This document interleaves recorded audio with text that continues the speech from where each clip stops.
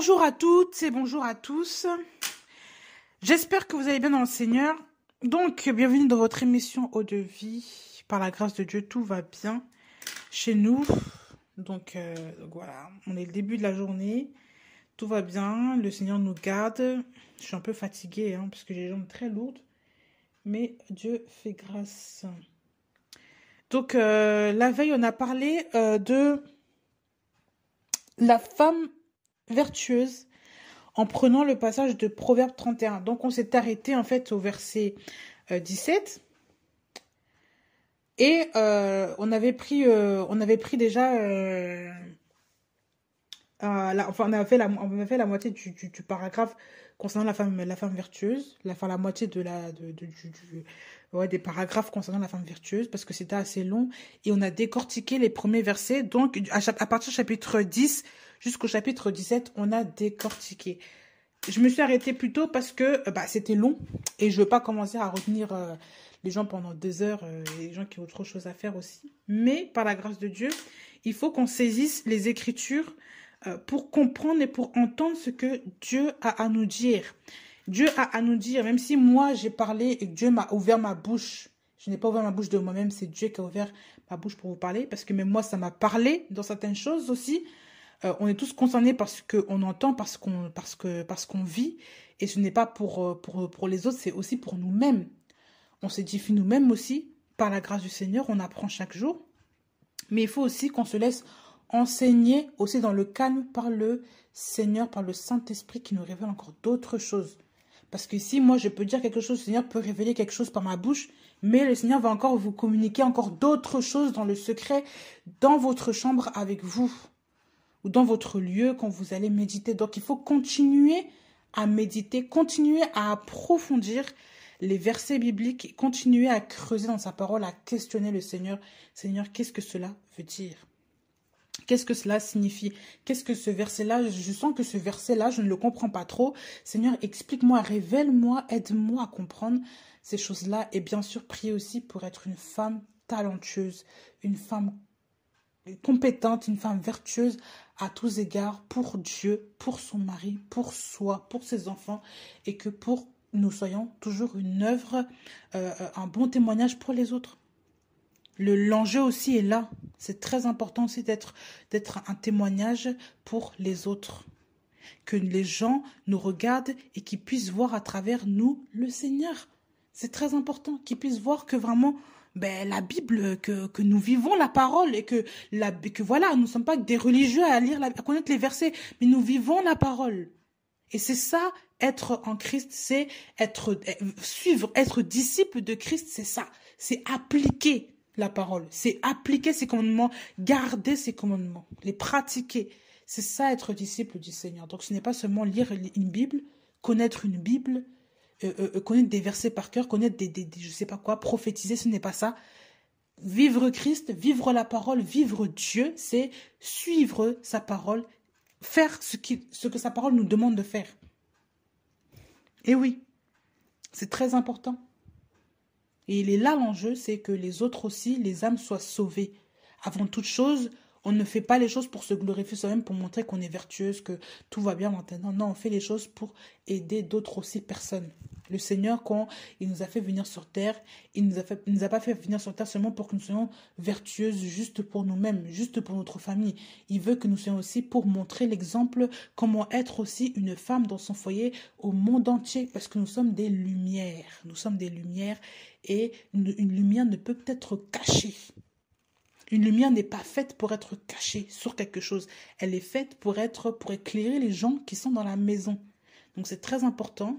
Notre rôle est d'éclairer les autres à travers la parole de Dieu. Pas par nous-mêmes, pas à travers notre propre tradition, nos propres commandements, mais à travers la parole de Dieu. C'est elle qui éclaire tout homme et c'est elle qui est le seul chemin, la seule vérité et la seule vie. Donc, on va continuer sur ce passage-là. Au chapitre, on avait pris Proverbe 31, verset 17. Donc, on s'est arrêté au verset 17. Et on allait reprendre au verset 18. Donc, le verset 18 nous dit Elle sent que son trafic est bon. Sa lampe ne s'éteint pas la nuit. Elle sent que son trafic est bon. Sa lampe ne s'éteint pas la nuit. Cette femme sent que son trafic est bon. Et ce matin, pour vraiment chercher encore le mot sentir, ce que j'ai trouvé, la définition en hébreu, je suis partie vraiment chercher. Et le mot sentir vient du mot rouach en hébreu, qui signifie sentir, flairer, percevoir une odeur, accepter aussi, respirer. Voilà. Très important de lire ça. Donc, par rapport à ça, on peut comprendre que le mot sentir là, le mot sentir, ça veut dire aussi percevoir, sentir. Mais cette sensation-là, comment dire, cette senteur, elle n'est pas physique. Là, par rapport à ça, elle sent que son trafic est bon, c'est spirituel. C'est son esprit qui est apaisé par ce qu'il fait et qui sent que les choses se passent bien. Ça veut dire que quand vous êtes une femme qui engageait des choses, qui avait une mission, qui avait une entreprise, vous savez que votre perception des choses est bonne. Vous savez que c'est la bonne voie. Vous percevez que les choses sont bonnes. En fait, vous avez une vision sur les choses. Sur la route, même s'il fait nuit, si tu as tes phares, tu es rassuré, tu sais que tout va bien. Si tu n'as pas tes phares, tu ne sens pas que ta conduite sera bonne. Parce qu'il peut arriver quelque chose. Si tu vis, tu vas être stressé, tu ne sauras pas, tu ne vois pas ce qu'il y a devant toi. Et par rapport au fait de sentir que son trafic est bon, c'est aussi le fait de voir à l'avenir que tout se passe bien et que toutes les démarches se passent correctement et qu'on continue à rester dans cet entrain-là. Elle a allumé ses phares spirituels, cette femme. Cette femme avait une vision. Elle avait une longueur d'avance sur les choses à venir, si bien que elle sait où elle va, elle n'est pas stressée à l'idée que son trafic ne perdure ou perdure pas. Ce que cela signifie, c'est que vous, en tant que femme, quand on dit votre trafic, ça peut être votre commerce, ça peut être tout ce que vous entreprenez aussi, qui est dans le Seigneur, bien sûr. Et tout ce que vous faites, eh bien, vous avez une vision sur ces choses-là. Vous avez un plan défini sur les choses que vous entreprenez. Mais oui. Quand tu crées quelque chose, quand tu commences à entreprendre une activité, entreprendre quelque chose, quelle qu'elle soit la chose que le Seigneur t'a confiée, que le Seigneur t'a mis dedans, tu dois avoir un plan d'avenir, une vision d'avenir. Ce n'est pas normal de ne pas, de vivre au jour le jour, même de vivre normalement comme ça et de penser que c'est normal, je sais pas, de ne pas avoir de plan. Il y a des femmes qui par exemple, pendant les réunions de prière, il y a des gens, pendant les réunions de prière, mais non, on se laisse conduire par l'esprit, on déborde le temps, on fait du n'importe quoi, on commence à prophétiser à tout va, on parle à tout va, personne ne s'écoute. On prend du temps, on prend peut-être une dizaine d'heures dans une journée, on n'a pas de timing, on ne respecte pas les choses. Et ça, ce n'est pas l'ordre. Et quand c'est tout le temps pareil, à un moment donné, il y a un problème. Et oui, Dieu est un Dieu d'ordre, Dieu est un Dieu qui planifie les choses. Et Dieu n'est pas ce Dieu-là qui va vous séquestrer toute une journée alors qu'il sait que vous avez d'autres choses à faire. Il y a des gens qui sont emprisonnés dans les assemblées. Ça, c'est une parenthèse que j'ouvre, que je dois ouvrir. Il y a des gens qui sont emprisonnés dans des assemblées, qui demeurent pendant des heures parce que le pasteur a mis une heure, mais il n'y a pas une heure de fin. Et tout le monde doit rester là en train d'entendre des prophéties, entendre un enseignement qui ne finit pas. Et quand tu rentres chez toi, il est 18 h. Mais tu es parti depuis 10 h du matin. Qu'as-tu fait de la journée? Ne penses-tu pas que cette personne-là que tu retiens a des enfants? Toi qui entends cette parole, toi qui prêches dans l'assemblée, toi qui prends tout le temps, aux enfants de Dieu. Ne penses-tu pas que cette personne-là a une famille aussi à s'en occuper? Ne penses-tu pas que cette personne-là doit se nourrir aussi? Il y a des gens qui prennent tout votre temps et vous ne pensez pas que ces gens-là, vous croyez que ces gens-là sont conduits par l'esprit. Les gens qui n'ont pas de temps pour eux-mêmes n'auront pas de temps pour vous. Ils vont vous prendre votre temps, ils vont puiser votre temps. Parce qu'ils n'ont pas de plan sur l'avenir, ils n'ont pas de vision. Ils n'ont pas de route. Ils sont perdus, ils sont aveuglés. Et ce sont des gens qui ne savent pas respecter le temps des gens, qui vous prennent autant de temps même au téléphone. Il faut voir les gens au téléphone. Des gens qui vont vous prendre 1 heure, 2 heures, 3 heures du temps. Mais ils oublient que vous avez une famille. Ils oublient que vous avez un mari à vous en occuper. Ils oublient que vous avez des enfants. Ils oublient que vous avez une femme à vous en occuper. Ils oublient que vous avez comment dire, des activités de la maison à gérer. Ils oublient. Mais on prend tout notre temps, on prend tout notre temps à faire des choses qui ne devront pas être faites. On prend tout notre temps au téléphone. Tout notre temps à discuter avec telle soeur, tel frère. Mais vous ne pensez pas que le temps que vous avez pris là, c'est un temps qui est crucial pour, vraiment, je ne sais pas, pour faire autre chose? La vision. Les gens comme ça n'ont pas de vision. Et je vous assure, les gens qui sont distraits dans la vie de tous les jours, ils vont toujours être assis à un même endroit, en train de parler des gens, en train de papoter. Pourquoi? Parce qu'ils n'ont pas de vision. Ils n'ont rien d'autre à faire. Mais oui. Ils n'ont rien d'autre à faire. Ils sont distraits, ils regardent droite, gauche. Ils parlent, ils commandent par-ci, par-là. Ils voient quelque chose, ils commandent. Ils n'ont rien à faire. Parfois, quand tu n'as rien à dire, ferme ton téléphone, éteins le téléphone ou abrège la conversation avec la personne qui t'appelle tout le temps. Parce que souvent, c'est gavant. Je vous assure. Et en tant qu'enfant de Dieu, la distraction, souvent, c'est... voilà, il faut pas. Quand je parle de distraction, je ne parle pas que du téléphone, même avec tes voisins. Quand tu passes tout ton temps, quand tu sors du travail, tu parles tout le temps avec ta voisine, avec ton voisin. Mais vous prenez du temps, un temps fou. Mais tes enfants t'attendent à la maison, ton mari t'attend à la maison. Que fais-tu? Toujours cloîtré chez le voisin, cloîtré chez la voisine. Tu prends du temps à ces gens-là et tu perds du temps pour ta famille. Ça passe aussi par là. Pareil pour tes camarades, pour tes collègues de travail, tes camarades de classe, c'est la même chose. Tu prends ton temps avec ces gens-là, mais tu perds ton temps chez toi à adorer Dieu. Et après, quand tu rentres, tu es fatigué, tu dors. Parce que tu as perdu ton temps avec des gens, alors que tu ne devais pas perdre ton temps, tu devais faire autre chose. Où est ta vision des choses? Quand les gens qui ont une vision ne perdent pas le temps facilement parce qu'ils savent où ils vont, ils ont une route à suivre. Ils ont une route à suivre. Ben oui, on ne s'arrête pas en plein chemin comme ça pour regarder le paysage ou tourner sa tête à droite, à gauche quand on conduit. Quand on conduit, on doit rester focalisé sur la route d'abord et pas sur les paysages aux alentours. Même s'il y a un accident, que tes yeux ne se fixent pas dessus. Passe seulement. Mais quand tu commences à fixer quelque chose, à être attentif à une chose, c'est là que devant toi, tu ne vois plus et c'est là que l'accident arrive. Parce que tu n'as pas de vision. Tu ne vois rien devant toi. Les gens qui ne planifient pas leur vie, ce sont des gens qui n'ont pas de vision. Comment voulez-vous que des gens qui n'ont pas de vision aient vraiment l'envie de faire quelque chose qui, voilà. Non. Vous n'avez pas de vision.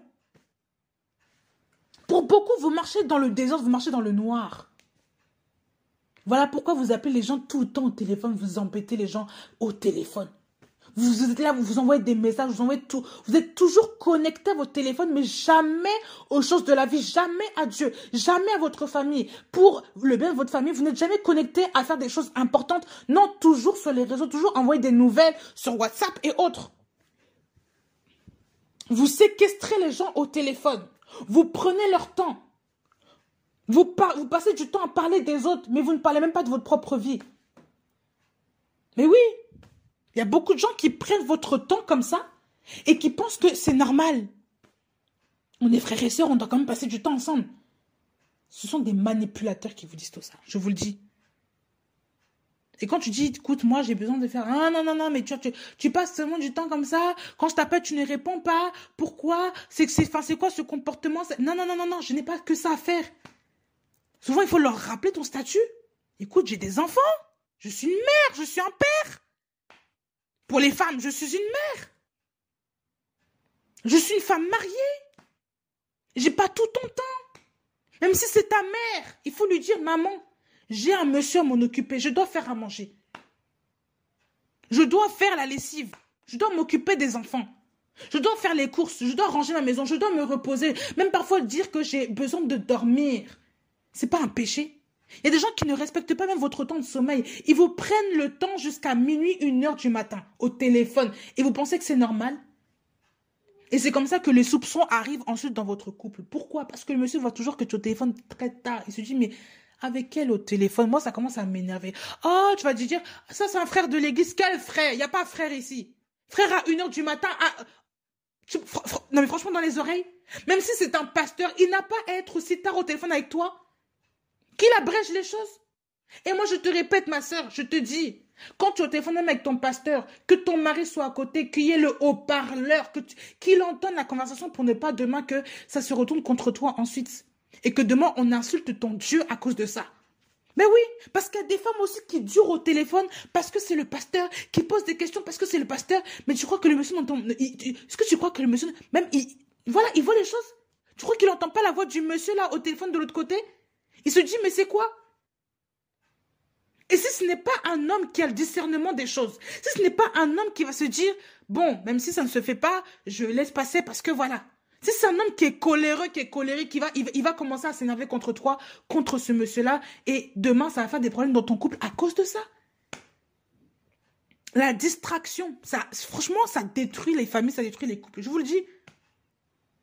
Quand tu es trop au téléphone avec les gens là, tu perds ton temps avec ta famille.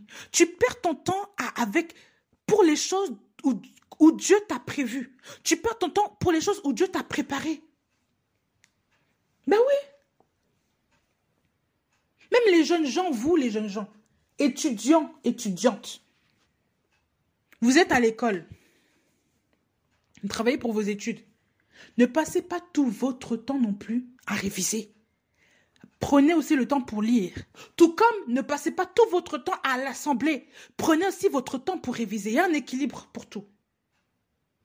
Parce que tu ne peux pas sentir que ton trafic est bon. Tu ne peux pas sentir que tes études sont bonnes. Si seulement tu ne fais que prier, tu ne révises pas. Tout comme tu ne peux pas sentir que tes études vont aller bon. Si tu ne fais que réviser comme un dingue, tu ne dors pas. Et à côté, tu ne pries pas. Franchement, je suis désolée. Mais oui, tu veux être excellent dans tout, mais mets Dieu dans l'affaire.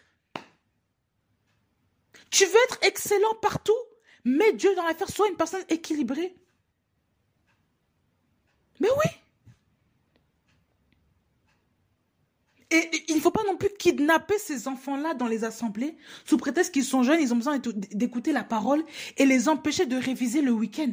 Parce que souvent, quand on voit les week-ends qui sont chargés dans les assemblées, à quel moment les enfants ont le temps de réviser? C'est la question que je me pose.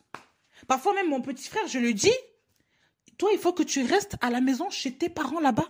Enfin, chez mes parents, je lui dis, tu restes là-bas, tu arrêtes de venir aller-retour sur Nantes, tu sais ça. Tu viens que pendant les vacances. Mais il faut arrêter de toujours vouloir venir en ville chez ton autre sœur là-bas, chez ton autre frère là-bas. De toujours venir sortir, regarder les cinémas, alors que l'année dernière, c'était compliqué pour toi. Tu restes à la maison, tu révises.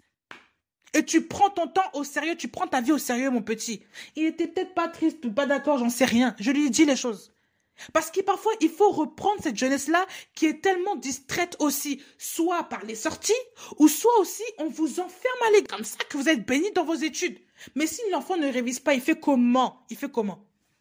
Comment est-ce qu'il va réussir?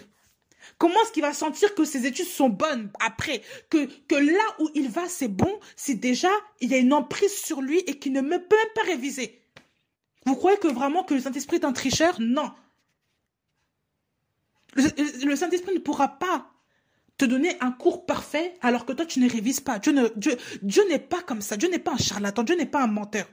Donc il faut arrêter de se moquer des gens. Dieu peut t'aider dans tes études. Ça oui, je l'ai même vécu. Dieu va te dire, révise ça bien, révise ça, ça, ça. Il te montre les grands thèmes pour que tu puisses réviser. Il les révise avec toi.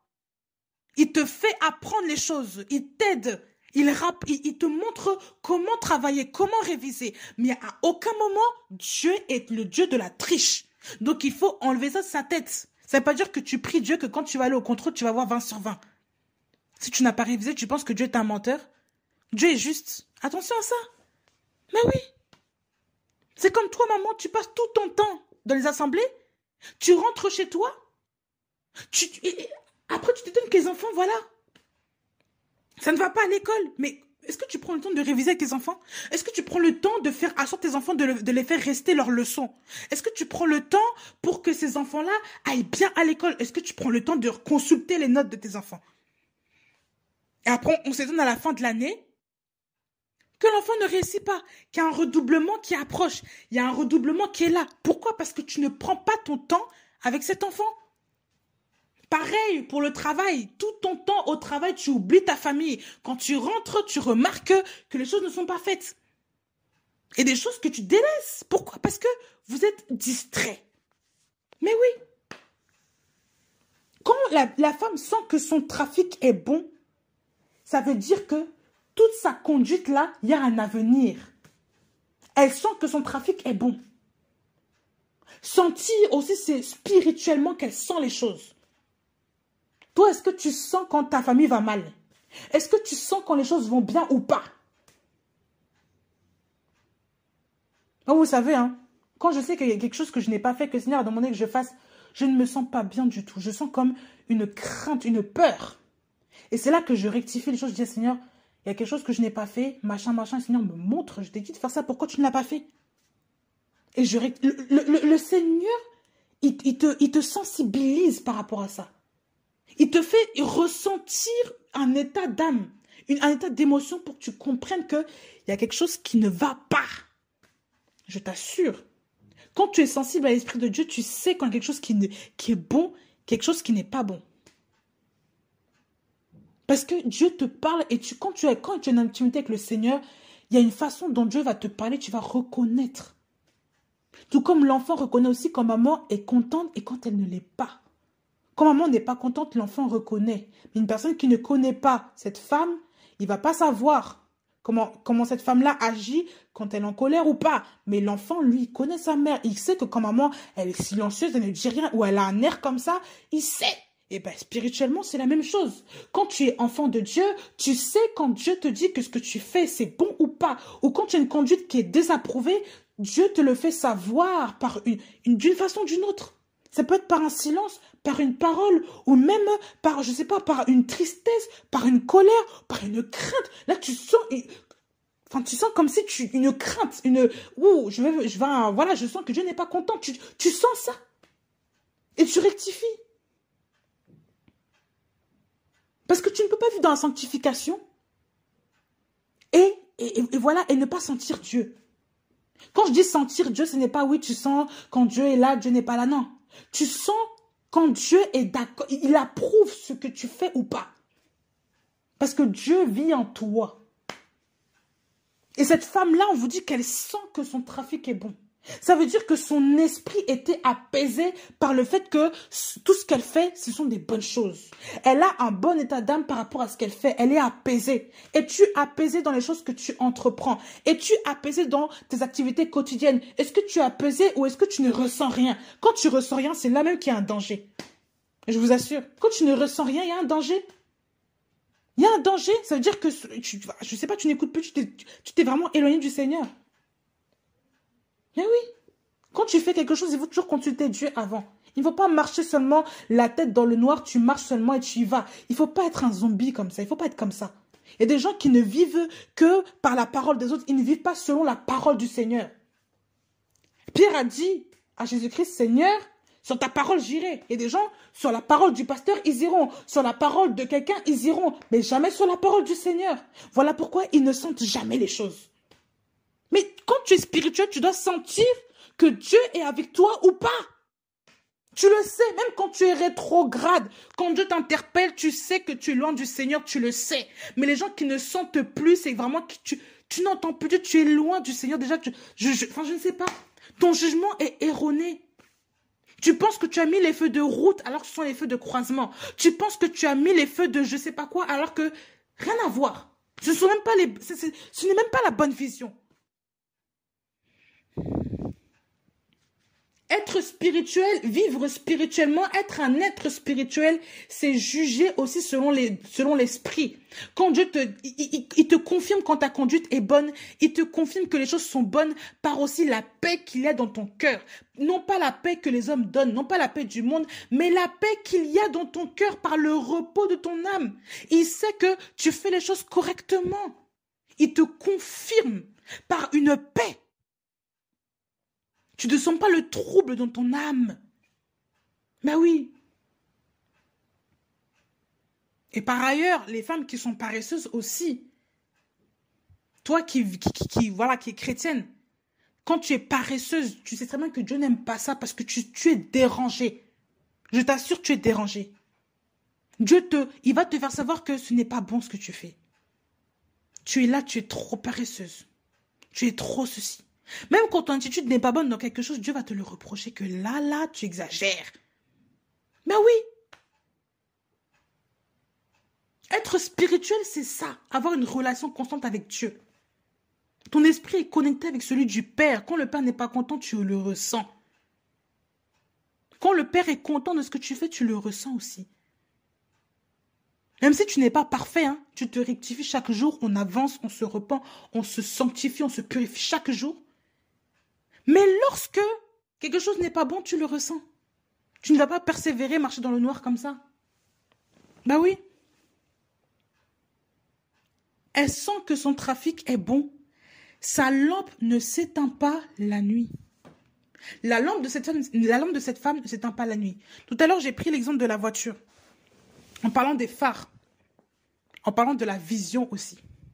La lampe, c'est ce qui constitue le récipient où la lumière va être conservée. Dans Proverbe 6, au verset 23, il est écrit « Car le commandement est une lampe et l'enseignement une lumière. » Le commandement est une lampe. L'enseignement est une lumière. Le commandement est une lampe. L'enseignement, une lumière. L'enseignement, c'est la révélation. C'est maintenant ce qui permet d'éclairer. La révélation. Quand Dieu te révèle les choses, c'est là où tu es enseigné, là où tu as acquis quelque chose. Le commandement, c'est quand tu reçois. Mais pour que la lumière soit, c'est l'enseignement qui révèle ces choses-là. Le commandement est une lampe et l'enseignement une lumière. Donc si on revient dans Proverbe 31, on vous dit ici que sa lampe ne s'éteint pas la nuit. Le commandement qu'elle a reçu de Dieu, le commandement qu'elle a reçu, elle ne permet pas que la lumière qui est dedans s'éteigne. Ça veut dire que la lampe est encore viable. Même pendant la nuit, on dit qu'elle ne s'éteint pas la nuit. Ce n'est pas l'image forcément de la nuit physique, la nuit aussi spirituelle. Lorsque tu es en perturbation, lorsque la nuit, par exemple, la nuit, quand tu conduis, c'est vraiment un moment où c'est plus propice au danger. Parce qu'on voit moins, parce qu'il peut y avoir des choses sur la route qu'on ne voit pas, qui peuvent nous surprendre. Tandis que quand il fait jour, tu as le temps de voir au loin ce qui se passe. Une biche, tu peux lui rentrer dedans comme ça. Un sanglier, ça peut arriver. C'est arrivé à beaucoup de gens de rentrer dans des sangliers en voiture parce qu'il fait nuit et puisque voilà, on n'a pas le temps de freiner à temps, on n'a pas le temps de les voir de loin et puis voilà. Ou alors, il y a des problèmes de circulation. La nuit est plus dangereuse que le jour pour la conduite parce qu'on voit moins. Et c'est la nuit aussi que les gens sont plus fatigués. Voilà pourquoi on dit que souvent la nuit, soit vous ne conduisez pas de nuit, vous conduisez de jour, mais souvent quand vous conduisez la nuit, il faut faire des pauses. Il faut dormir quand vous êtes fatigué, dormez avant de prendre la route. Parce que si vous dormez, vous conduisez, vous êtes fatigué, et ben la nuit, en fait, ça, je suis désolée, hein, la nuit, ça vous engage aussi à dormir. Parce que ça ne vous éclaire pas pour vous éblouir, donc ça vous engage aussi à dormir. Parce que c'est sombre. Et le corps, lui, est dans un moment où il est censé dormir quand il fait nuit. On ne dort pas le jour, on dort la nuit. Il y a toutes ces choses-là aussi qu'il faut voir.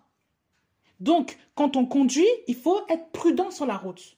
Mais cette femme-là, on nous dit que sa lampe, le commandement qu'elle a, elle ne l'abandonne pas, elle ne s'éteint pas la nuit. Dans les problèmes, dans les perturbations, cette femme tient bon. Tu as commencé une entreprise, tu as commencé une œuvre avec le Seigneur. Tu as commencé quelque chose, une activité avec le Seigneur. N'abandonne pas à la moindre tentation, au moindre échec, au petit problème, je ne sais pas quoi. N'abandonne pas. Il faut se relever, il faut continuer, il faut être diligent. C'est le portrait aussi de cette femme-là. Quand tu commences à avoir quelque chose de tout nouveau, même si la chose est perturbée par quelque chose, n'abandonne pas. N'abandonne pas, continue. Relève-toi. Ne perds pas ce flambeau-là que tu as. Ne laisse pas le flambeau s'éteindre entre tes mains parce que je sais pas, la nuit est trop sombre. Non. N'abandonne pas ce que tu as commencé. Ne permets pas à l'ennemi de voler ta lumière. Ne permets pas à l'ennemi d'éteindre ta lumière pour que tu sois encore plus dans le flou, dans le noir, dans la confusion, dans la mort aussi. Bah oui.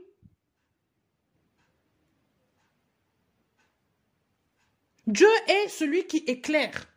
Dieu est la lumière du monde. Maintenant, quand il n'y a plus de lumière, comment vas-tu faire pour continuer à avancer? Tu ne peux plus avancer. Et c'est là maintenant que tu es statique, que tu ne peux plus avancer, que tu es bloqué. Pourquoi? Parce que la lumière n'est pas en toi. Voilà pourquoi, c'est comme ça qu'on remarque qui est-ce qui marche avec Dieu et qui est-ce qui ne marche pas avec le Seigneur. Quand tu marches avec le Seigneur, tu marches, tu continues d'avancer, d'avancer, d'avancer. Quand tu ne marches plus avec le Seigneur, tu restes statique, tu es bloqué. Et oui, ta vie n'avance plus, ta vie tourne en rond, il n'y a pas de saveur. C'est là que tu vois le résultat de la vie des gens. C'est là que tu comprends qui marche avec le Seigneur, qui ne le marche pas avec lui. C'est pour ça qu'il ne faut pas suivre n'importe qui. Ah oui. Quand vous voyez que la vie d'une personne je sais pas, elle ne donne rien, elle n'apporte pas de fruits, il n'y a pas de saveur, évitez de suivre des gens comme ça, évitez d'écouter des gens comme ça aussi. Bah oui. Suivez des gens qui craignent le Seigneur. Et quand le Seigneur vous dit de suivre cette personne-là en un temps donné, ne suivez pas n'importe qui. Si le Seigneur vous dit que cet homme-là est un enfant de Dieu, cet homme-là, il faut écouter ce qu'il dit, il faut machin, il faut le faire. Si le Seigneur ne vous dit rien, abstenez-vous. Ne rentrez pas dans la chair sous prétexte que la personne est gentille, le monsieur est gentil. Non, même quand il s'agit d'un pasteur, faites attention. Ça ne veut pas dire que ce monsieur-là est soi-disant un pasteur, que cette personne-là peut vous contrôler, peut vous diriger votre vie comme elle a envie. Qu'est-ce que le Seigneur vous a dit? Ben oui, il faut faire attention à toutes ces choses aussi. Il faut être vigilant par rapport à sa propre vie. Oui. Il y a de ces gens aussi, quand ils voient que vous avancez avec le Seigneur, comme ils ne comprennent pas votre marche, ils veulent vous faire des croche-pieds. Parce qu'ils pensent que vous avancez trop vite alors que vous avancez au rythme que le Seigneur veut que vous avanciez. Mais il y a des gens qui ne sont pas contents de votre avancement et qui vont vouloir vous faire échouer. Voilà pourquoi il faut faire aussi attention à ces personnes-là dans les églises qu'on dit être des frères et sœurs en Christ, alors que ce sont des loups ravisseurs, des personnes qui veulent étrangler votre vie, étrangler votre ministère, étrangler votre joie. Et à chaque fois que tu veux te réjouir pour quelque chose, ces gens-là sont des rabat-joie. Ils veulent te rabaisser, te diminuer en permanence et te lancer des fausses prophéties, des faux versets. Quand je dis des faux versets, c'est vraiment des versets qui sont tournés à la chair pour commencer à épier ton quotidien, pour commencer à te massacrer spirituellement parce qu'ils sont jaloux, ils sont haineux, ils n'aiment pas ta réussite. Ce sont des gens qui te confronteront toujours. Quoi que tu fasses, ils iront contre toi. Et c'est là que tu vois que ce sont des gens qui sont vraiment animés d'un esprit impur et qui n'aiment pas le Seigneur. Ce sont des gens qui sont toujours contre ce que le Seigneur t'a mis à cœur. Mais parfois, il faut réfléchir. Quand tu vois des gens comme ça, il faut juste s'en éloigner. Et quand le Seigneur voit que tu as une percée qui est à venir, il va t'éloigner de ces gens-là. Il va faire un nettoyage, un décapage. Il va éloigner les insectes de toi. Quand je dis insectes, c'est comme si tu étais un fruit mûr. Il éloigne les insectes, il te purifie, il te met à part. Pour ne pas qu'on te bouffe, pour ne pas que tu deviennes moisi, pourri par même par ces nuisibles-là. Mais oui. Quand des insectes viennent sur un fruit, le fruit, peu de temps après, il est pourri. Parce qu'ils sucent le jus, ils prennent le jus qui est dedans, et le fruit, à force, n'est plus mangeable, il n'est plus viable. Bah oui. Parce que les moucherons, les petites bêtes, les mouches de fruits, là, ont pris tout le jus, ont pondu leurs œufs et ont abîmé le fruit. C'est pour ça qu'il ne faut pas laisser des je sais pas quoi, non. Ça pourrit le fruit. Eux, ils se nourrissent du sucre. Ils sentent ton odeur. Ils s'approchent de toi, ils te sucent. Toi, tu ne sais pas. Ils sont proches de toi. Et quand je te dis, ils te prennent l'énergie, ils te sucent là, ça veut dire qu'aussi, ils prennent ton énergie spirituellement. Ils t'affaiblissent tout le temps avec des mauvaises paroles, des paroles de destruction. Ouais, ils te rappellent tes péchés d'hier. Ouais, mais c'est pas toi hier qui a parlé comme ça là. C'est toi maintenant, tu es prophétesse comment? Maintenant tu commences à te lever, tu commences à faire. Est-ce que tu as consulté le Seigneur? Tu es sûr que le Seigneur est avec toi? Tu es sûr que, moi je ne pense pas. Hein. Ils commencent toujours à t'accabler, ils te sèment le doute dans la tête et ils t'importunent, ils te mettent des bâtons dans les roues constantes. Spirituellement, ils ne sont pas pour toi. Ce sont des gens qui sont ennemis de Dieu. Ils sont ennemis de la foi. Ils ne veulent pas voir ta réussite. Pourquoi? Parce que ça fait penser que eux n'avancent pas. Et quand tu vois des gens qui sont très, je sais pas, irrespectueux spirituellement comme ça, il faut s'en éloigner. Et même si c'est un leader spirituel, il faut avoir la force de s'en éloigner et d'être loin de cette personne-là, de ces personnes-là. Parce que souvent, derrière, il y a un esprit de contrôle, un esprit de python qui va utiliser des prophéties pour vous parler. Vous pensez que c'est la vérité? Non, c'est juste un esprit qui veut vous déstabiliser parce qu'il voit que votre percée est proche. Et c'est là, à l'approche des percées, que ces esprits-là n'aiment pas, qui vous découragent, qui vous critiquent, qui vous encombrent de toutes choses. Ce sont toujours des personnes qui sont placées à côté de vous, que le diable va mettre. Il va utiliser ces personnes-là pour commencer à vous déstabiliser, vous décourager. Bah oui. Ce sont des gens qui empêchent votre percée. Et le diable, là, le diable, le prince des mouches, là, Belzéboul, là, le diable les envoie comme des mouches sur vous. Vous qui êtes un bon fruit, vous avez le fruit spirituellement, il envoie ces mouches-là sur vous. Ces gens-là, spirituellement, sont comme des insectes qui viennent, ils voient des informations sur vous, ils se posent sur vous, ils vous sucent l'énergie, ils prennent votre sucre. Et si vous prêtez attention à ça, vous allez pourrir. Votre fruit va moisir. Au lieu de rentrer dans votre saison, vous allez avorter la chose avant le temps. Vous n'allez pas donner ce que vous avez à donner aux autres. Voilà pourquoi il faut faire attention. Que votre lampe ne s'éteigne pas quand il fait nuit. Gardez toujours votre lampe allumée, même s'il fait noir, même si les choses ne vont pas, même s'il fait sombre, même si tout est contre vous, même si le froid est là. Mais sachez que le Seigneur aussi est avec vous. Et quand vous avez votre lampe, vous pouvez toujours marcher. Quand vous avez votre lampe, ça signifie aussi qu'il y a la vie quelque part. Donc il faut persévérer, même dans les combats. Même si lorsque tout le monde dit non, si Dieu dit oui, il faut persévérer. Il ne faut pas abandonner sous prétexte que quelqu'un s'est levé hier et vous a critiqué. Et vous êtes là, vous êtes abattu. Non. Levez-vous. Suivez plus le Seigneur que les hommes. C'est très important. Au verset 19, elle met ses mains au fuseau et ses mains tiennent la quenouille. Elle met ses mains au fuseau et ses mains tiennent la quenouille. Le travail. Gardez toujours à l'esprit qu'une femme qui persévère est une femme qui travaille. Ne persévère pas seulement que dans la prière, persévère dans le travail, persévère dans l'activité que tu fais, que tu as entrepris, même si les choses sont dures, même si les temps sont difficiles, persévère, n'abandonne jamais. Ne permets jamais à quelqu'un d'arracher ta couronne, ne permets jamais à quelqu'un d'enlever ce que Dieu t'a donné. Ne perds pas ta couronne. Ne perds pas ce que Dieu t'a donné, ce que Dieu t'a confié. Ne le perds pas. N'abandonne pas ce que Dieu a mis dans ton cœur. Parce que quelqu'un ou une situation a été troublée ou quelque chose je sais pas, a enlevé ton envie, ne permets pas que cette chose-là puisse disparaître à cause d'un élément perturbateur autour de toi. Continue de travailler, persévère. Mets tes mains au fuseau. Et que tes mains tiennent la quenouille, travaille, applique-toi à travailler. C'est très important, persévère. La persévérance, c'est très important. On te montre aussi ici les choses manuelles. Mettre ses mains au fuseau et que ses mains tiennent la quenouille. C'est une femme qui pratique des choses, qui fait quelque chose de ses mains. Tu sais que tu as un don artistique. Mets ce don à l'œuvre pour les autres. Mets ce talent que tu as, manuel ou autre, à l'œuvre. Travaille de tes mains.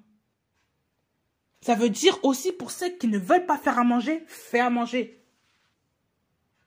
Apprends des recettes, apprends la pâtisserie, fais les choses. Sois une femme diligente. Montre l'exemple autour de toi. Ça veut dire ça aussi. Ne sois pas une femme seulement qui attend qu'on lui donne, qu'on lui donne, qu'on lui donne. Fais aussi quelque chose pour que d'autres aussi, femmes le voient et qu'elles fassent la même chose que toi. Tu veux faire des gâteaux, tu veux faire de la pâtisserie, tu veux apprendre comment on fait des gâteaux plus diètes, eh bien il faut que tu le fasses. Et tu vas voir que quand les gens vont entendre ce que tu fais, ils vont aussi prendre sur toi. Ils vont prendre de toi, ils savent que c'est une jeune fille comme moi, par exemple, qui fait les choses, ça marche, je vais le faire aussi, pour aider ma famille, pour subvenir aux besoins des miens. C'est comme ça qu'on manifeste le fruit de Christ. C'est comme ça qu'on manifeste aussi la vie de Dieu en soi. C'est quand on s'applique les choses, quand on met la parole de Dieu à l'œuvre dans sa vie. Il faut travailler, être hardi. Il ne faut pas seulement paresser dans son lit, attendre que toutes les choses se fassent, attendre que le Seigneur envoie je ne sais pas qui pour te parler là. Il ne faut pas faire ça. Il faut se mettre, il faut se mettre en action. Il faut bouger. Au verset 20, elle tend sa main aux pauvres et avance ses mains aux nécessiteux. C'est une femme qui aide ceux et celles qui ont besoin d'elle. Une femme qui ne ferme pas sa main. Et ça, il faut faire attention à ça. Ne fermez jamais votre main à quelqu'un qui est dans le besoin. Ne le faites pas. Parce que cette personne-là, Dieu va vous redemander dans votre main qu'est-ce que tu as fait le jour où j'ai mis cette personne-là près de toi pour que tu l'aides. Qu'en as-tu fait? Ben oui. Il faut faire attention à ces choses-là. Il ne faut pas garder les choses que pour soi. Il faut apprendre à donner aux autres. Parce que c'est une malédiction aussi de garder les richesses pour soi, alors que tu sais très bien que l'autre aussi en a besoin. Ce n'est pas de Dieu.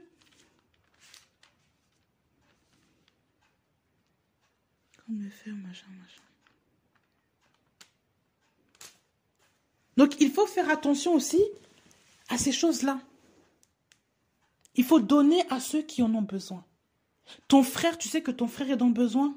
Donne-lui, apporte-lui ce dont il a besoin. Tu sais que par exemple, tu as 5 € chez toi pour aider quelqu'un, pour faire même des mini-courses. Donne-lui pour qu'il achète ce qu'il veut manger, ce qu'il peut manger avec. Ou fais des courses pour quelqu'un, donne. Si tu sais que cette personne est dans le besoin, il faut le faire. Il ne faut pas seulement conserver son argent pour soi avec orgueil. Dieu te le redemandera. Et un jour, quand ce sera toi dans cette situation-là, personne ne pourra t'aider. Personne ne sera en situation pour t'aider. C'est pour ça qu'il faut faire attention aujourd'hui à ce qu'on fait. Quand tu sèmes, tu récoltes. Quand tu sèmes, l'orgueil, tu fermes la porte aux gens, tu récolteras aussi ce que tu as semé de l'autre côté. Parce que les gens t'entendent, et ces gens-là parleront sur toi. Et Dieu le voit. Mais oui, il faut être quelqu'un qui a l'esprit généreux, même si tu gagnes beaucoup. Aie l'esprit généreux. Investis dans des bonnes choses. Ne conserve pas ton argent pour toi tout seul. Ne sois pas quand même, ne t'attache pas aux choses de ce monde. Il ne faut pas s'attacher à l'argent vainement pour s'attacher à l'argent vainement. Voilà pourquoi il ne faut pas non plus s'enrichir vainement. Mais oui, s'enrichir pour un rien, ce n'est pas non plus de Dieu. On ne s'enrichit pas pour rien. Je suis désolée. Il y a un passage qui disait, je ne sais plus c'est dans quel, je crois que c'est toujours dans Proverbe. Hein.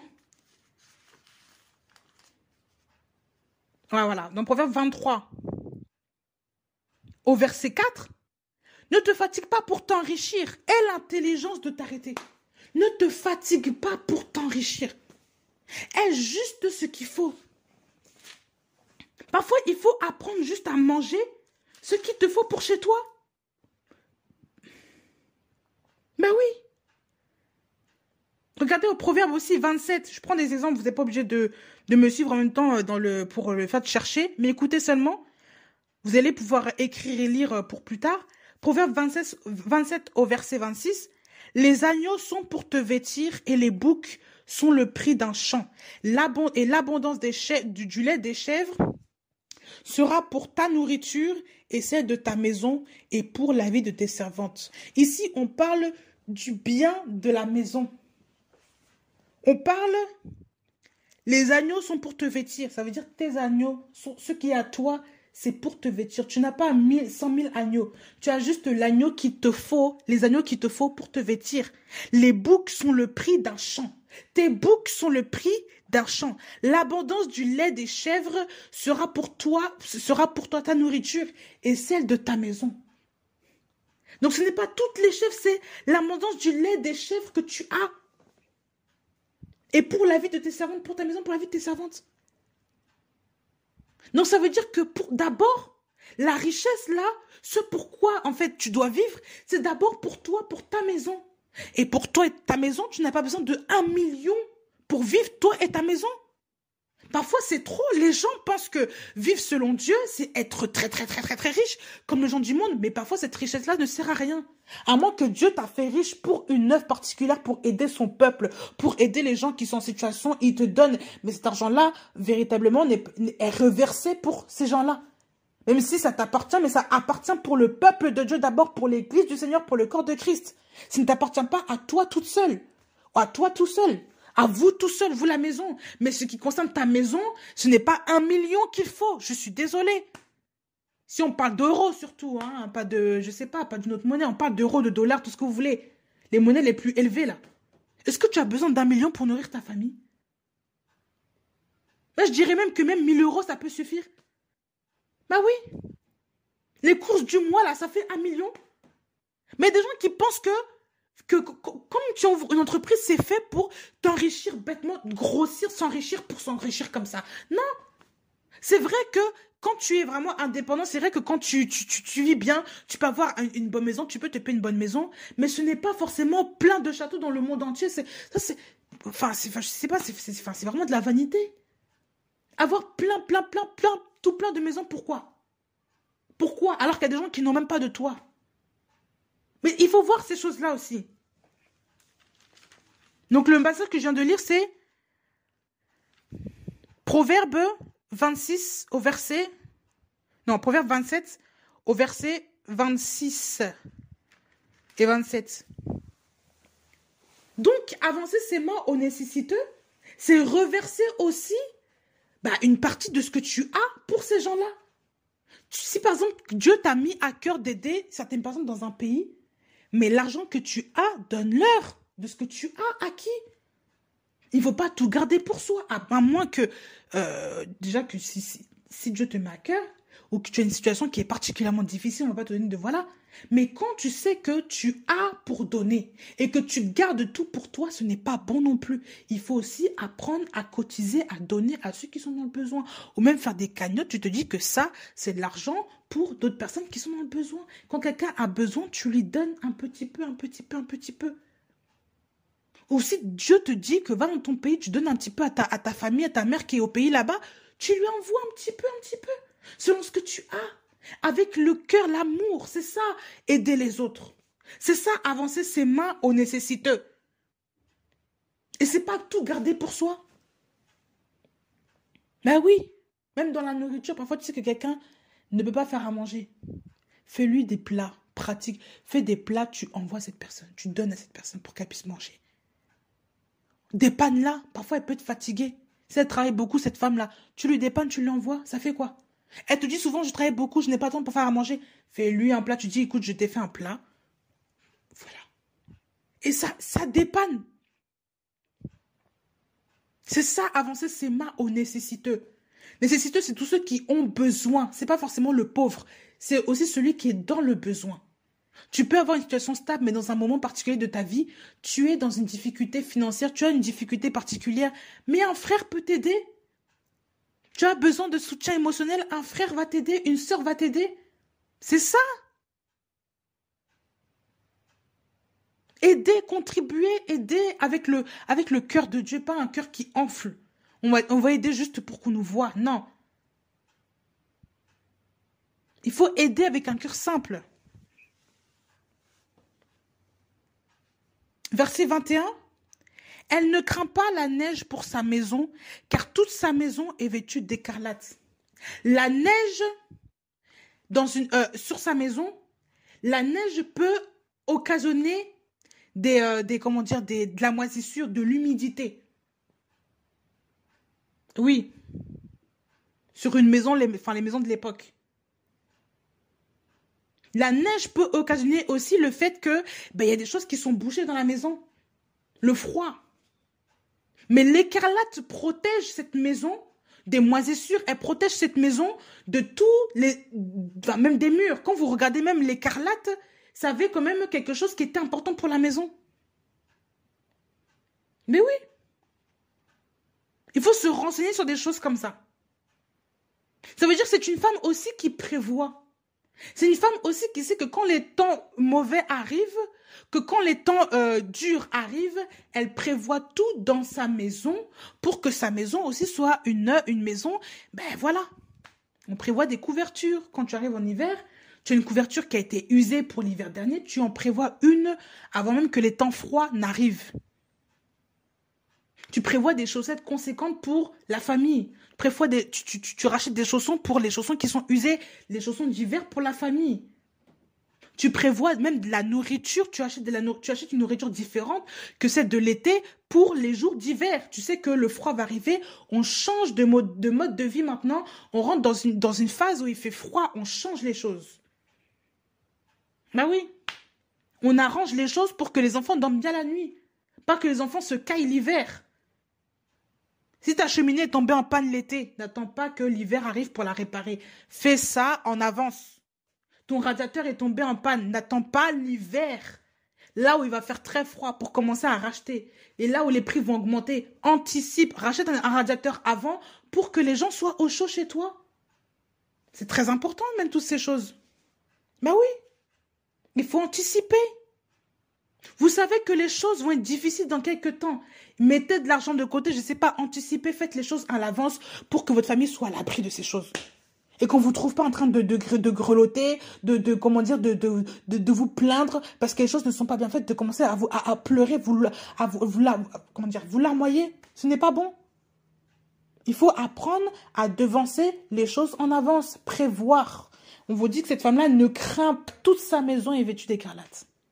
Toute sa maison, dans tous les coins de sa maison, il y a toute sa maison est assurée pour vivre le temps où il y a la neige. Toute sa maison est assurée pour vivre le temps où il y a, je ne sais pas, même les intempéries. Dans votre maison actuelle, même si aujourd'hui, il n'y avait pas les mêmes systèmes les systèmes d'avant ne sont pas ceux de maintenant. Tout comme ceux de maintenant ne sont pas ceux qu'il y avait avant. Mais aujourd'hui, est-ce que vous avez tout ce qu'il faut dans votre maison pour affronter certaines périodes difficiles de la vie? Avez-vous des trucs de rechange, par exemple? Avez-vous des trousses de secours? Il y a des gens qui ne vivent que par la foi. Mais on oublie souvent qu'un accident ménager peut arriver. Vous avez des enfants en bas âge. Il faut prévoir certaines choses aussi. Même de tout âge, il faut prévoir certaines choses pour la maison. Oui. Il faut prévoir. Il ne faut pas rester comme ça. On vit seulement, on attend. Non, il faut prévoir. Il faut prévoir. Il faut prévoir. La prévision, la vision, voir les choses à l'avenir, c'est tout ça. On devance le temps. On n'attend pas que le temps nous arrive. Que le temps arrive à nous. On devance le temps. On prend de l'avance. C'est très important. Elle se fait des couvertures. Verset 22. Le fin lin et le pourpre sont ce dont elle s'habille. Cette femme-là se fait quoi? Des couvertures. Donc encore une fois, elle se couvre. Elle prépare les affaires de la famille. Elle fait des couvertures pour la famille. Pour elle. Elle se couvre. Oui. Le fin lin et le pourpre sont ce dont elle s'habille. Ces habits sont des choses de qualité. Dans tout ça, il y a un côté spirituel. Mais là, je vais plus rester sur ce qui est pratique, sur ce qui est rationnel de la vie de tous les jours. Parce que je sens qu'il y a quelque chose, je sais qu'il y a quelque chose de spirituel. Vous méditerez ça à part. Pour l'instant, le thème n'est pas là. Voilà. Mais ce que je vous considère, ce que je conseille de faire, d'aller puiser aussi, de méditer la parole pour que je vous montre plus. Moi, je ne donne que ce que j'ai reçu. Et que ce que le Seigneur m'a dit de parler. Parce que je parle au nom du Seigneur, je ne parle pas au nom de moi-même. Donc, je ne vais pas inventer un enseignement pour vous, voilà. Donc, cette femme-là se fait des couvertures et le fin lin et le pourpre sont ce dont elle s'habille. Le fin lin et le pourpre, ce sont des matières nobles, encore une fois. Le pourpre, c'était une matière, dans l'ancien temps, une matière qui représentait tout ce qui était la noblesse, tout ce qui était la royauté. En tout cas, c'était une couleur qui représentait un symbole. C'était pas n'importe qui mettait ça. Et le fin lin, des matériaux qui sont très doux, qu'on ne trouve pas n'importe où. On te dit, on vous décrit que le lin est fin. Renseignez-vous sur toutes ces matières, vous allez voir qu'à l'époque, c'était des choses de qualité qui étaient vraiment de luxe. Et oui. Cette femme-là s'habille avec ça. Je ne veux pas dire qu'il faut maintenant s'habiller avec des Dolce Gabbana, des trucs hyper chics là. C'est pas ça. Mais même spirituellement, vous devez avoir une tenue décente. Vous devez être une œuvre, une femme avec une bonne image de vous. Et oui, vous devez vous respecter. Et quand vous vous respectez spirituellement, l'extérieur aussi se manifeste. Vous ne pouvez pas commencer à vous habiller de manière indécente. À sortir dehors et dire ensuite que vous criez, vous êtes enfant de Dieu. Mais enfant de qui? Ce n'est pas le vrai Dieu là. En tout cas, c'est l'enfant d'un autre. Hein, je suis désolée. Ben oui. Parce que Dieu n'expose pas ses enfants comme ça. Et oui. Il faut savoir se respecter. Où sont vos habits, jeunes filles? Où sont vos habits décents?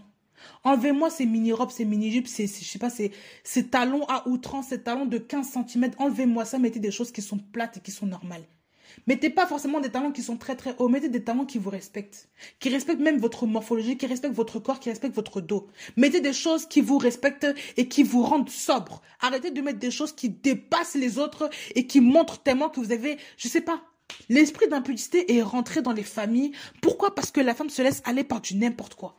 Il faut savoir se respecter. Qui êtes-vous? Vous ne vous respectez même pas. Vous vous habillez comme des prostituées et vous vous étonnez ensuite que les gens ne vous respectent pas. Comment voulez-vous même qu'un homme vous épouse si vous vous habillez comme je ne sais pas quoi? Non, il faut arrêter ça. La mode, oui, la mode. Mais en vérité, allez demander aux gens si les hommes aiment la mode que vous avez. Mais oui. Vous aimez la mode, hein? Vous aimez la mode. L'autre fois, j'ai demandé même... hier, je parlais je parlais de ça avec mon mari. Qui me disait que... Moi, affaire de faux ongles, là, c'est du n'importe quoi. Est-ce que ça, c'est... Lui, c'est son avis. Il me disait que non, une femme ne peut pas mettre ça. Comment tu fais à manger? Tu fais les choses pour la maison. Tu fais... Les femmes qui mettent des choses longues comme ça, souvent, ce sont des femmes qui ne font rien. Mais, selon lui, hein, je vous assure. Ah ben, je me disais, d'un côté, il n'a pas tort. Parce que des femmes comme ça, qui portent toujours des longs ongles, je me demande comment est-ce qu'on fait pour les choses ménagères à la maison, comment est-ce qu'on fait? Comment on fait? Clairement. Avec le beau vernis que vous mettez là, comment vous faites là? Honnêtement, voilà. Il y a des femmes qui aiment les artifices comme ça, mais qui aiment le désordre aussi comme ça. Il faut s'habiller de manière décente et avec des habits qui vous valorisent. Arrêtez aussi de mettre des vieux habits tout le temps parce que vous restez à la maison. Respectez-vous, ornez-vous un peu. On ne vous demande pas d'être des superstars. Mais parfois, juste avoir un petit coup de crayon sur le visage, un petit coup de mascara, juste pour illuminer le teint un petit peu pour vous réveiller là. Vous brossez vos cheveux, vous habillez décemment.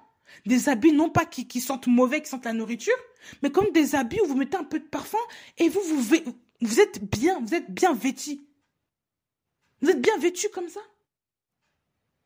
On ne vous demande pas d'être parfaite, d'être coquette au point de vraiment... ton visage, on dirait que tu as mis autre chose là. Non, non, non, t'as pas dit ça. Mais vraiment, mettre quelque chose qui vous respecte, qui vous valorise. Au lieu de toujours avoir des visages fatigués, on laisse les cernes. Parfois même des femmes qui ne se lavent même pas le visage. On est là, on fait bisous aux gens. On ne se brosse pas les dents, les cheveux en bataille. Tout ce qu'on pense à faire, c'est donner à manger aux gens. Comme si la seule mission sur terre de la femme est de donner à manger. Donc elle n'existe plus, c'est seulement... voilà. Mais parfois, il y a des femmes qui, quand je vous assure, parfois on voit après les accouchements. Il y a des femmes, on ne comprend pas. Parfois, il faut arrêter. Cheveux en bataille, cheveux comme ça. Non, parfois, même si c'est vrai que le bébé te prend du temps. D'accord, d'accord, on a tous compris. Mais juste parfois avoir un petit coup de ça. Juste se refaire la mine, se doucher, sentir bon, faire attention à soi, c'est pas mon... je ne sais pas. Non. Mais oui, c'est la moindre des choses. Donc, il faut faire attention à ces choses-là. Il faut vous couvrir, vous les femmes, là. Ne vous couvrez pas de n'importe quoi, mais couvrez-vous, ornez-vous correctement. Soyez des femmes qu'on respecte, des femmes dignes. Et quand vous sortez là, habillez-vous classe. Les gens vous respecteront. Quand je dis classe, là, c'est pas avec un style vestimentaire. C'est pas ça. Habillez-vous proprement avec respect. Mettez pas des habits froissés, s'il vous plaît. Vous êtes une maman, vous êtes une mère, vous êtes une femme de demain, une mère de demain, même pour ceux qui ne le sont pas. Respectez-vous. Ne laissez pas même votre mari sortir avec des choses qui sont froissées, des choses qui ne sont pas... Même vos enfants, c'est pas normal. Vous voyez l'enfant qui sort avec une tache sur le t-shirt, on voit, mais on le laisse sortir. L'enfant, il a des crottes de nez, et ben on le laisse quand même aller à l'école comme ça. Les cheveux ne sont même pas coiffés de la petite, on laisse comme ça.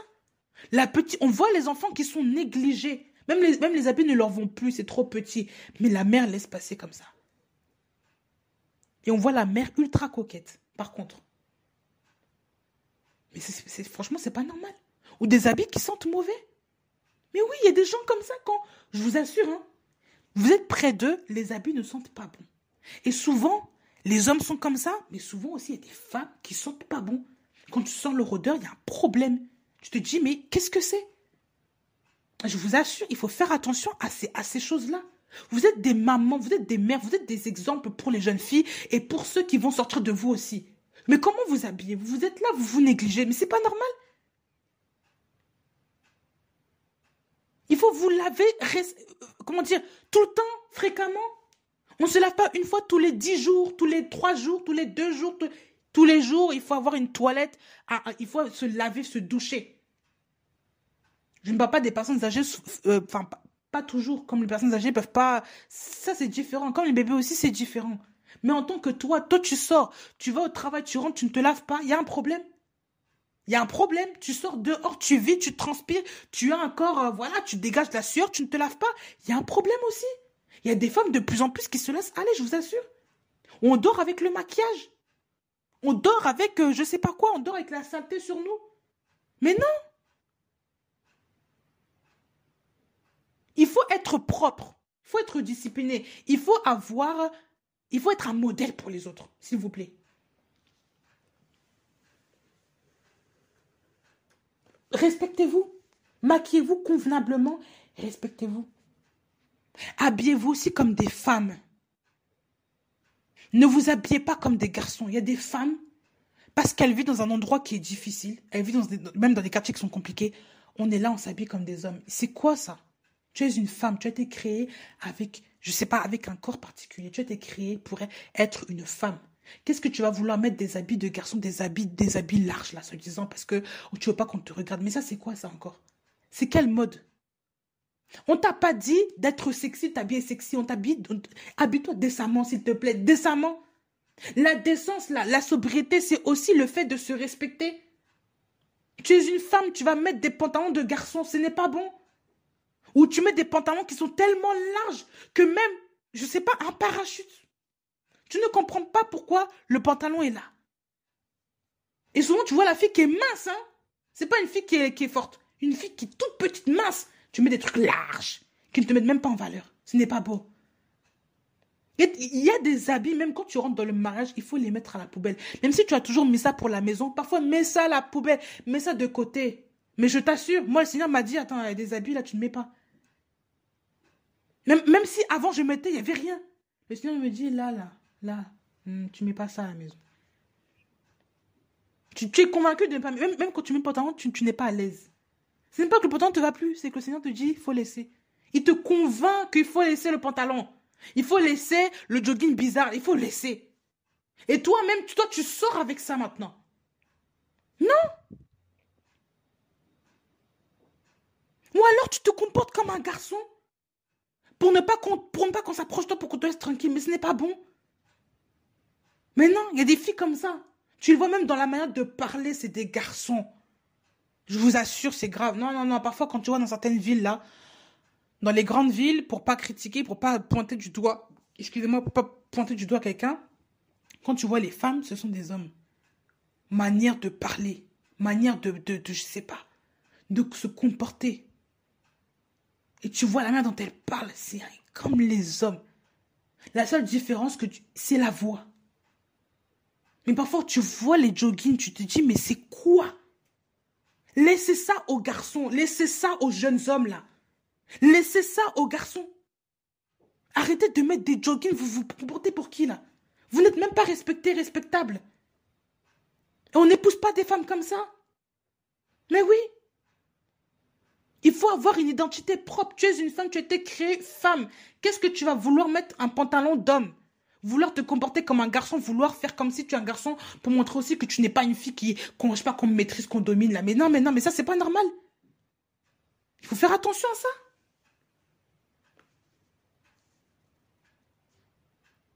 Ça, c'était le verset 22. Verset 23. Son mari est reconnu aux portes quand il est assis avec les anciens du pays. C'est un mari qu'on respecte. Ça veut dire que parfois, femme, grâce à toi, par ton billet, par tes bonnes œuvres, par ce que tu vas faire, les gens vont respecter ton mari. Ah oui, rien que ça. Les gens vont respecter ton mari, même dans ta famille. Parce qu'on sait que tu es une femme diligente, on sait que tu es une femme qui est respectueuse, qui s'occupe bien de sa maison. Les gens vont respecter ton mari, les gens même vont commencer à vouloir... Ils pensent que ton mari même a de l'honneur. Alors que parfois le mari ne fait rien. Mais juste parce que tu crains Dieu, ton mari aussi, la crainte que tu as va se projeter sur ton mari comme une grâce, comme une lumière sur lui. Je t'assure, et les gens vont te regarder vraiment. Ils vont regarder cet homme avec beaucoup de... Son mari est reconnu aux portes. Il est assis avec les anciens du pays. Cet homme-là aussi, qui a cette femme-là, cette femme pousse aussi son homme à être un homme de décision dans sa vie de tous les jours, de décision au sein de sa famille. Parce que cette femme-là qui est comme ça, elle a des principes de vie. Donc forcément, ces principes de vie, là aussi, elle les partage avec son mari. C'est une femme qui montre ce qu'elle a d'elle et qui le reporte sur son conjoint. Mais oui, elle pousse son mari à faire des bonnes actions, elle pousse son mari à faire des choses. Les femmes qui sont hautes dans la vie de tous les jours, les femmes qui sont hautes même chez elles, on ne voit pas ce qu'elles font, mais ce sont des femmes qui sont gracieuses, qui prennent soin de leur famille, qui prennent soin de leur maison, qui prennent soin de leur mari. Les maris, quand tu es une femme spirituelle, tu crains Dieu, le mari ne reste pas indemne, jamais. Mais aussi, il reste indemne, il n'est qu'à question d'un temps pour que cet homme-là soit un homme reconnu aux portes, reconnu devant les gens, reconnu dans le pays. Ce ne sont pas des hommes incognito, non. Ce sont des femmes aussi qui, spirituellement, elles sont dans la prière. Elles sont à genoux dans la prière. C'est pour ça que le mari reste stable. Il y a des femmes qui veulent des maris stables, mais qui ne sont jamais en train de prier, qui ne prient pas, qui ne sont même pas des exemples pour ce mari-là. Mais oui. Dieu t'a créé pour que tu sois une aide semblable pour ton mari. Toi, tu es là, tu sais pas, tu n'es pas une aide, tu ne sers à rien. Il faut le dire. Tu veux que ton mari soit reconnu aussi. Tu veux que ton mari, qu'on respecte ton mari dans sa famille même, dans ta famille, tu veux qu'on le respecte. Tu veux qu'il soit un homme de voix. Mais mettez des principes dans votre famille. Et si toi, Dieu t'a donné les choses, il faut que tu les communiques à ton mari dans le respect. Il faut prier pour cet homme-là. Être patient, être doux avec cet homme-là. C'est tout encore un enseignement. Et oui, on parle aussi de la position des anciens, mais on parle aussi de la position de l'homme comme étant un homme d'influence.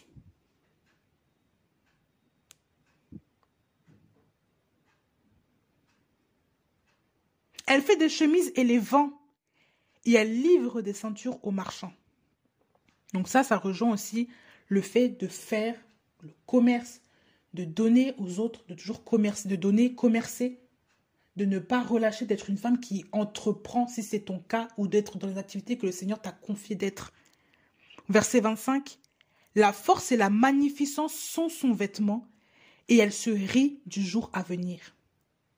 La force et la magnificence sont son vêtement. Dans une autre traduction, on dit que la force et la splendeur sont son vêtement. Le vêtement que tu portes, c'est spirituel aussi. Le vêtement ici, la force, on te dit que tu es vêtu de force et de magnificence, de splendeur, d'éclat. Ça veut dire que c'est une femme qui n'est pas faible. C'est une femme qui a la force. Ce n'est pas une femme qui se plaint. C'est une femme qui est forte. Ce n'est pas une femme qui se larmoie en permanence. C'est une femme qui est forte. C'est une femme qui a l'éclat. Quand elle fait quelque chose, on sait que, oh, cette femme-là, elle a de l'assurance. C'est ça aussi la magnificence. Quand elle fait quelque chose, elle est sûre d'elle. On parle aussi du caractère. Oui. Elle est une femme forte, elle est une femme de caractère, elle est une femme persévérante, une femme vertueuse. Elle se rit du jour à venir. Parce qu'elle porte ce vêtement-là, elle ne craint pas l'avenir. Donc, à contrario de celles qui craignent le froid, là, celles qui craignent que voilà, mais elle craint pas l'avenir. Elle ne grince pas des dents quand les périodes froides arrivent. Elle est heureuse. Elle se rit du jour à venir. Mais oui, se rire du jour à venir, c'est savoir avoir une longueur d'avance sur l'avenir et savoir que Dieu est avec nous. Planifier les choses avec Dieu, Dieu est avec nous. Ne pas craindre pour demain. Pourquoi? Parce que nous avons la force, nous avons la magnificence qui sont notre vêtement. Ça veut dire c'est ce qui te couvre, c'est ce qui affiche qui tu es. C'est comme une identité. Et oui, tu te vêtis de force. Ah oui. Et de magnificence, de splendeur, d'éclat. C'est une femme aussi qui, même quand elle travaille, elle a la force, continue de prendre soin d'elle. C'est pas une femme qui se laisse aller par le travail. Attention aussi à ça. Il y a des femmes, parce que tu travailles à la maison, tu fais les choses, tu ne te coiffes plus, tu ne te maquilles plus, tu ne fais plus rien. Tu ne prends plus soin de toi. Tu te laisses aller. Tu sens pas bon. Tu te laisses aller par des odeurs, tu te laisses... Il n'y a pas de souci, en fait. Tes cheveux sont en pétard. Non, parce que je fais à manger, c'est normal. Mais non. Tu peux très bien faire à manger, être une femme classe. Tu peux très bien travailler aussi dehors dans le monde séculier ou je sais pas, dans une entreprise. Même si tu travailles beaucoup, tu es quand même une femme qui prend soin de toi. Et ça montre aussi l'équilibre. Mais oui.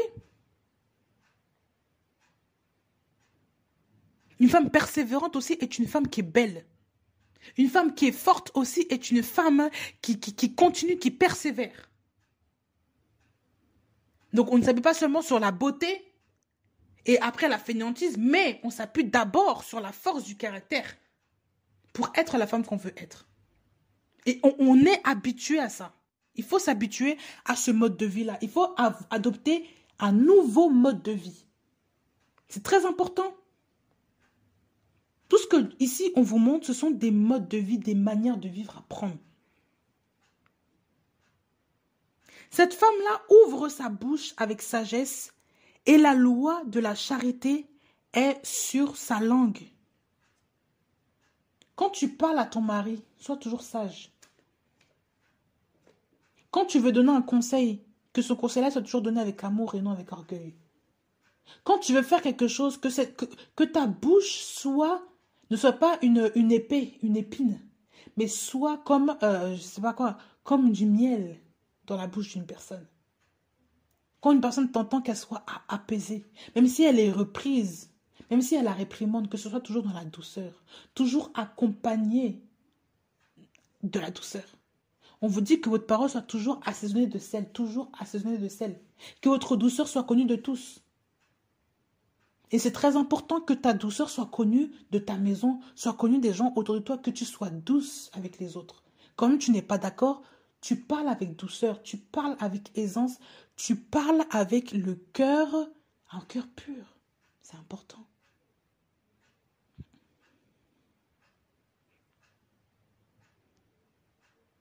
Elle veille sur la direction de sa maison et ne mange pas le pain de la paresse. Donc une femme veille sur la direction de sa maison. Elle dirige sa maison. Mais oui, comme je l'avais dit avant, elle fait attention à ce qu'il y a dans sa maison.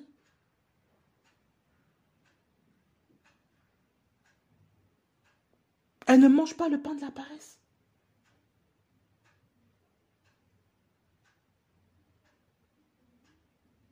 Donc elle fait à manger. Elle ne prend pas seulement des restes pour donner aux enfants. Elle fait à manger. Le pain de la paresse, c'est ceux qui ne veulent pas travailler, c'est ça.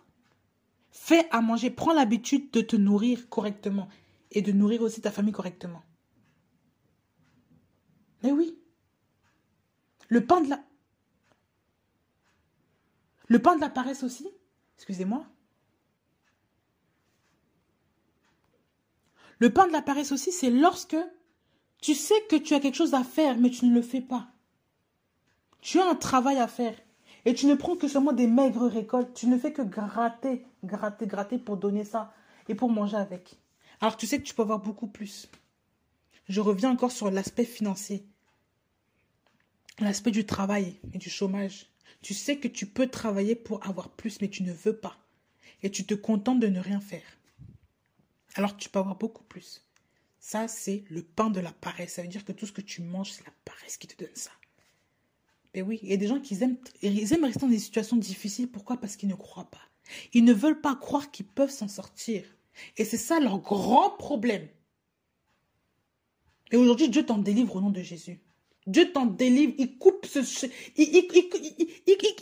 sais pas, il coupe cette racine au nom de Jésus. Tout a été accompli. Donc toi, tu ne peux pas avoir peur. Satan te donne des fausses peurs juste pour que tu ne bouges pas, juste pour que tu restes statique. Alors que Dieu veut que tu bouges. Mais oui. Donc il faut apprendre à bouger. Apprends à bouger. C'est important. Il faut arrêter de se contenter là. Même parfois on parle de contentement là.